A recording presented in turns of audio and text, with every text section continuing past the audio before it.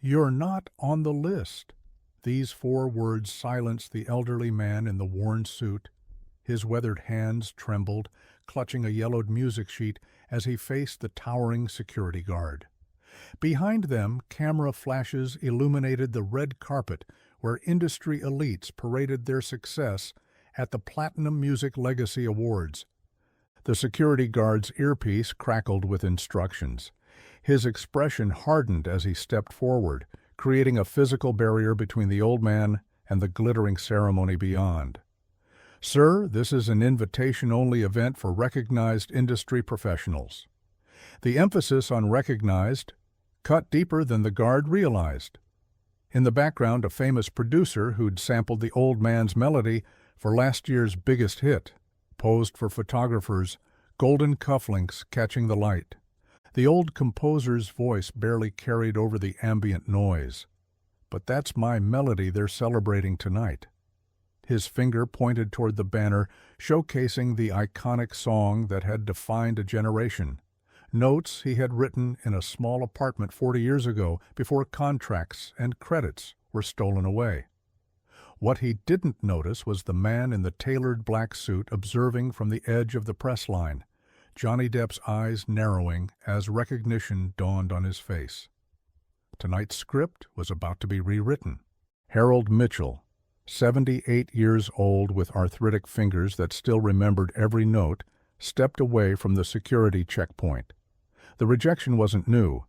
He'd spent 4 decades watching others take credit for his work. The melody that now played softly through the venue's speakers as background music had come to him one rainy evening in 1982. By morning, he had composed what would become the backbone of Eternal Echo, a song that transcended generations.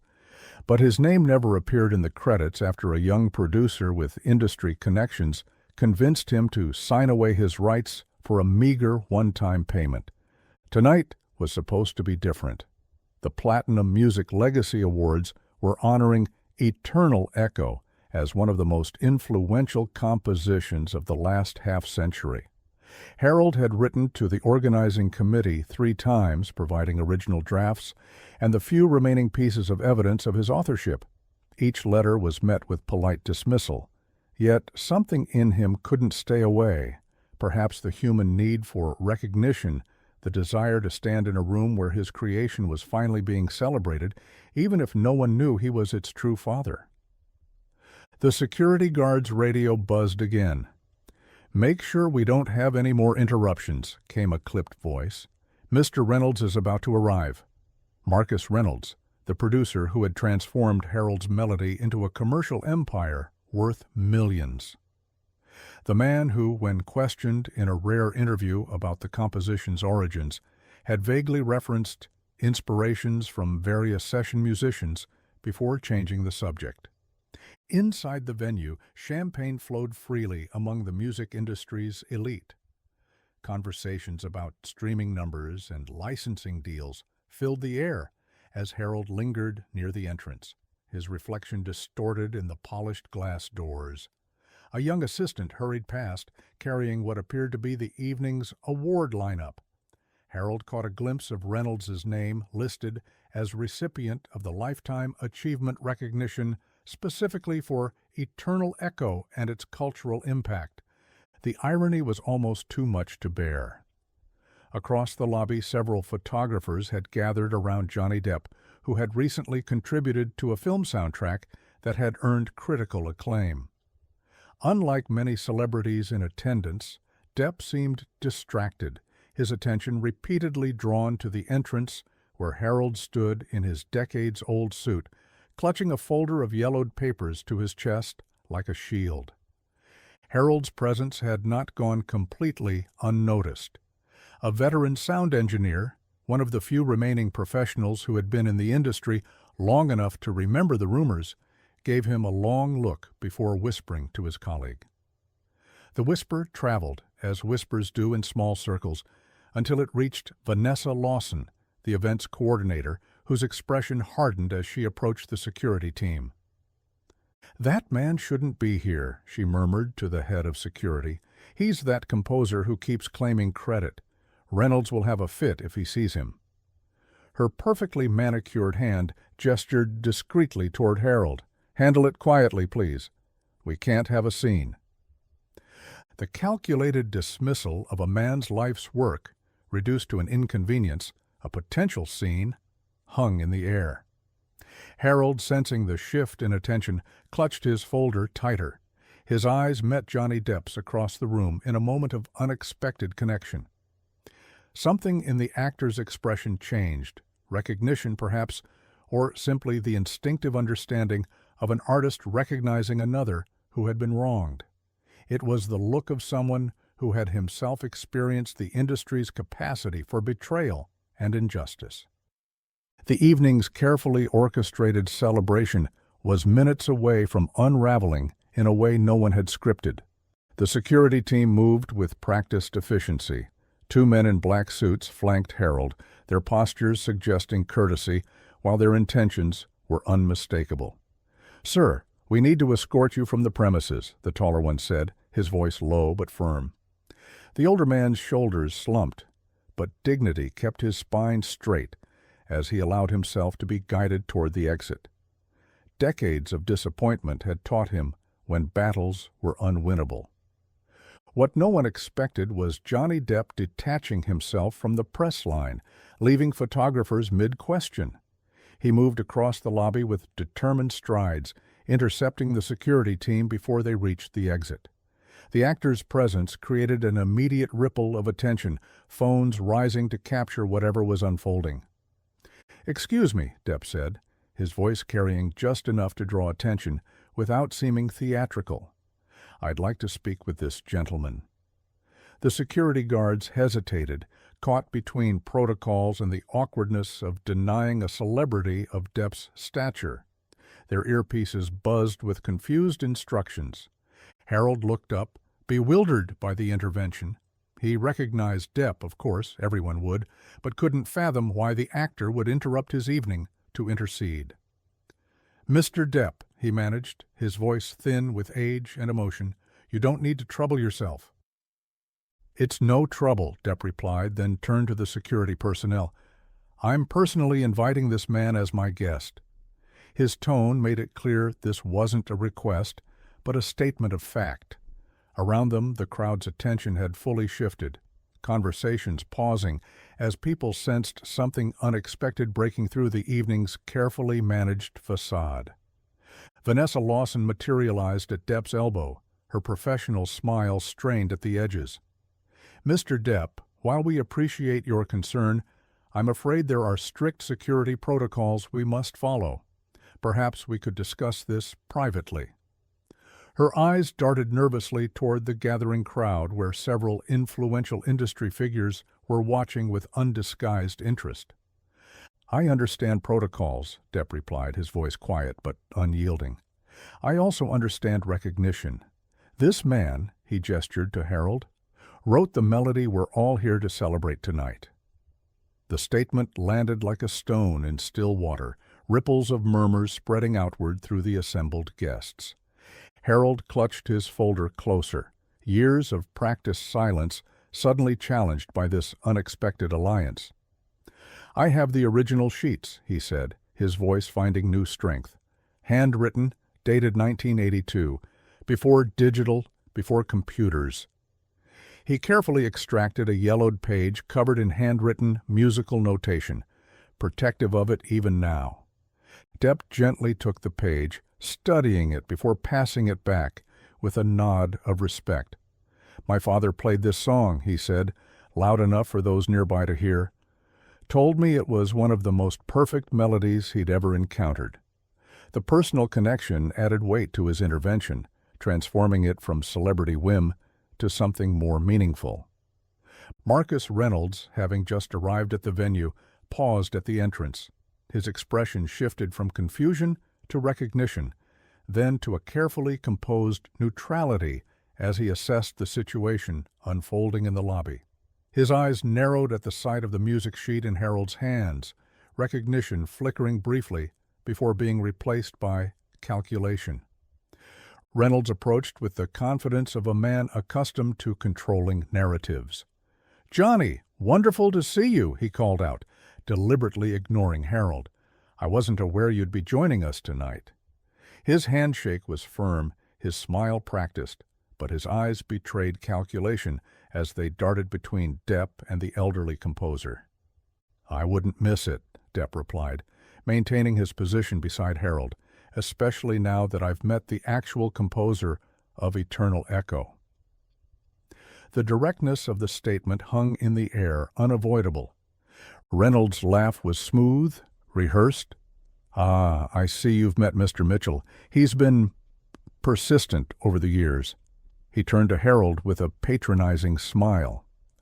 "We've explained many times that while his early draft had potential, the melody, as the world knows it, was substantially reworked in our studios."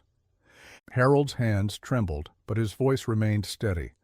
"The notes are identical, every main phrase exactly as I wrote them."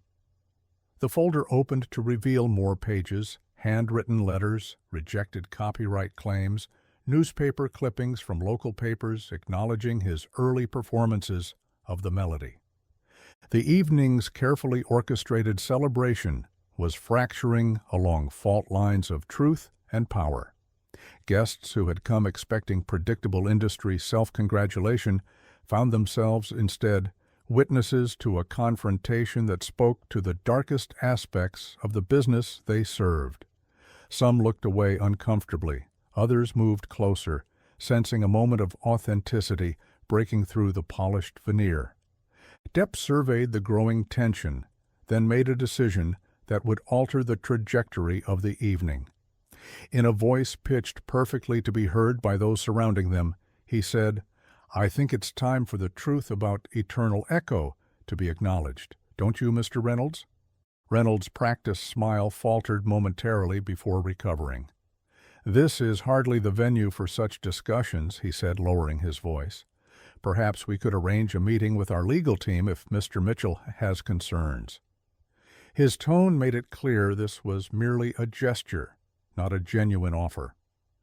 "I've had 40 years of meetings that lead nowhere," Harold replied, finding courage in Depp's steady presence beside him.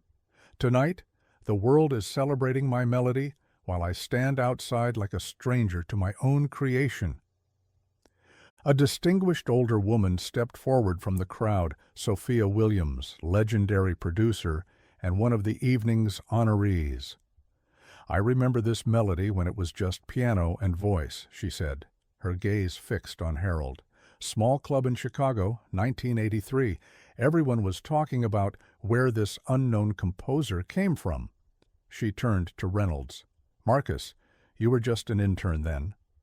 Reynolds' expression hardened. "Memories are unreliable, Sophia. Documentation and contracts are what matter in this business." "Documentation like this?" Depp asked, carefully taking another sheet from Harold's folder. A rejection letter from Reynolds' own production company dated 1984, acknowledging receipt of Harold's original composition, but declining to pursue it. The letter, yellowed with age but preserved with the care of a man who knew its importance, directly contradicted Reynolds' claims that the melody had been substantially reworked. Phones captured everything now, the confrontation no longer private, but unfolding in real time across social media. Industry executives shifted uncomfortably, recognizing the potential for a PR disaster in what was supposed to be a celebratory evening. Several guests had already recognized Harold from his picture in the event program, where a small archival photo showed a younger Marcus Reynolds accepting the original award for Eternal Echo decades ago. Reynolds' composure cracked, his calculated charm giving way to defensive anger. "This is preposterous. We have contracts, legal agreements." "That a young composer signed without legal representation," Depp interjected, his voice even. "Contracts that promised credit that never materialized. I've seen this story before." The actor's own history with industry disputes lent weight to his words. "This isn't about legal technicalities. It's about right and wrong." Harold stepped forward, standing straighter now, decades of silence finally breaking. "I'm not asking for money," he said, his voice carrying with unexpected strength. "I never was. I only wanted my name attached to what I created. That melody came from my life, my experiences." His weathered hand touched his chest. "From here." The room had grown completely silent, the scheduled program forgotten as this unscripted truth unfolded. Among the witnesses, several younger artists watched with particular intensity, their own recent battles with streaming services and copyright issues making Harold's story resonate deeply. "Play it," came a voice from the crowd, a young songwriter who had been nominated for an award earlier in the evening. "Let him play the original." Reynolds began to object, but Sophia Williams was already guiding Harold toward the baby grand piano, positioned in the corner of the lobby for ambiance. The elderly composer hesitated only briefly before settling onto the bench, his arthritic hands hovering over the keys momentarily, remembering. The first notes filled the space, pure, unadorned by production, the melody in its original form, played by its true creator, simple yet profound, exactly as generations had come to love it, but stripped of all artifice. Several people closed their eyes, transported by the authenticity of the moment. Others filmed silently, capturing what was quickly becoming a pivotal industry moment rather than merely another scandal.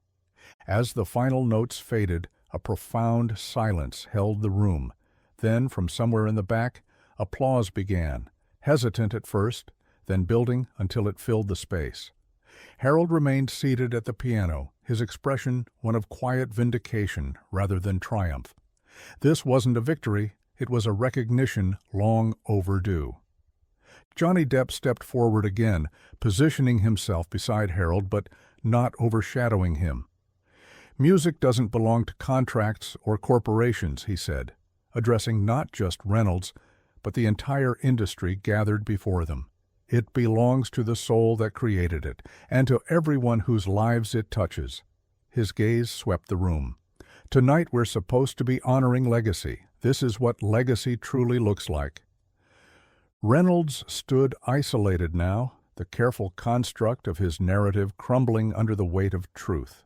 Industry colleagues who had laughed at his jokes minutes earlier now maintained a careful distance, the calculus of association shifting visibly. His voice, when he finally spoke, had lost its authoritative edge. "There were many contributors to the success of Eternal Echo," he began, attempting damage control. "The production team, the marketing."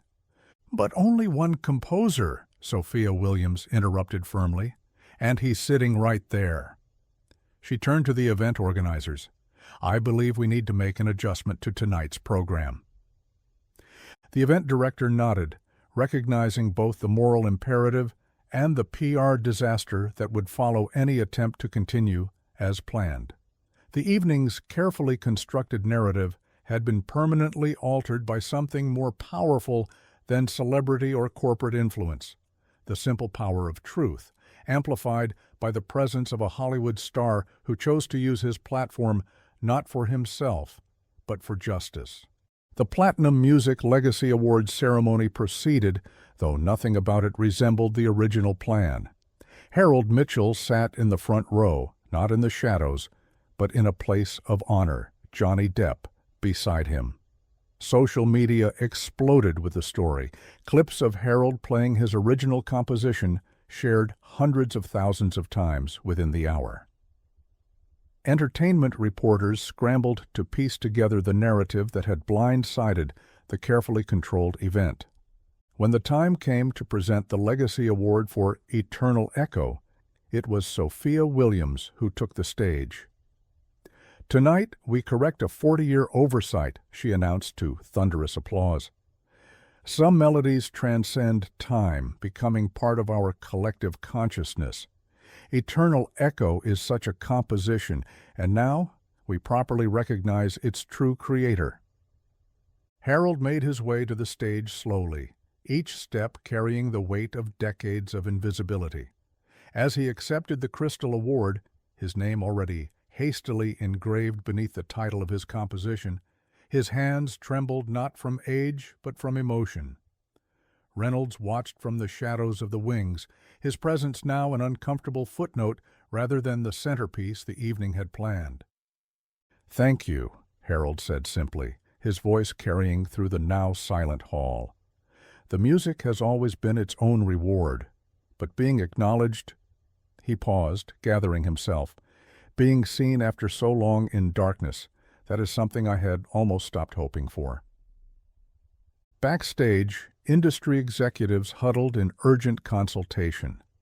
What had begun as a PR crisis was rapidly transforming into something else, a moment of authenticity in an industry often criticized for its lack thereof. Several artists had already posted supportive messages, their combined followers numbering in the millions. Eternal Echoed Truth was trending worldwide, with clips of Harold's piano performance being shared alongside outraged commentary about creators' rights. Johnny Depp moved through the crowd with quiet purpose, speaking briefly to key industry figures, not about himself or his projects, but about Harold and the larger issue his story represented. Each conversation was brief but impactful, leveraging his influence not for personal gain, but for meaningful change. By the ceremony's end, the president of the Recording Academy had publicly committed to establishing a task force on legacy artist recognition and credit restoration. 3 major music executives had approached Harold with offers to properly document and credit his contributions, their legal teams already drafting statements acknowledging the historical oversight. Reynolds remained conspicuously absent from the after-party, his absence speaking volumes in an industry where visibility equals relevance. His carefully constructed narrative had collapsed under the weight of truth. Amplified by Depp's unexpected alliance with an elderly composer, most had been content to forget. In a quiet corner, away from the still buzzing crowd, Harold sat across from Johnny Depp, both men nursing drinks. Harold a simple soda water, Depp a glass of wine. "Why did you step in?" Harold finally asked. "You didn't know me. You had nothing to gain." Depp considered the question, his response thoughtful rather than rehearsed. "I recognize something in your eyes," he said finally, "the look of someone who's had their truth denied for too long." He set his glass down, leaning forward slightly. In this business, in this world, power so often drowns out truth. But truth. He gestured toward the award now resting beside Harold's hand. Truth has a way of persisting, of waiting for its moment. The elderly composer nodded slowly, understanding passing between 2 artists from different worlds, yet connected by a fundamental recognition of injustice and the courage to confront it. As Harold left the venue that night, several young musicians approached him asking about his methods, his inspiration, treating him with the respect that had been withheld for decades. One producer quietly handed him a business card, mentioning a documentary series about overlooked musical pioneers. Another pressed a thumb drive into his palm, whispering that it contained his own unreleased compositions. "Just in case you might listen and give me some feedback, sir." Outside, as Harold waited for the taxi that would return him to his modest apartment, now forever changed by the night's events, he looked up at the stars barely visible through the city lights. The melody of Eternal Echo played in his mind, not as a reminder of injustice, but now as a symbol of vindication. Behind him, the industry continued its celebration, but something had shifted, perhaps imperceptibly to most, but significantly nonetheless. A small correction in a vast system that too often valued profit over creative truth. For one night at least, through the unexpected intervention of a Hollywood star who chose to use his voice for someone else's story, music had been returned to the hands of its creator. The echo, it seemed, would indeed be eternal, but now carrying the right name with it into history.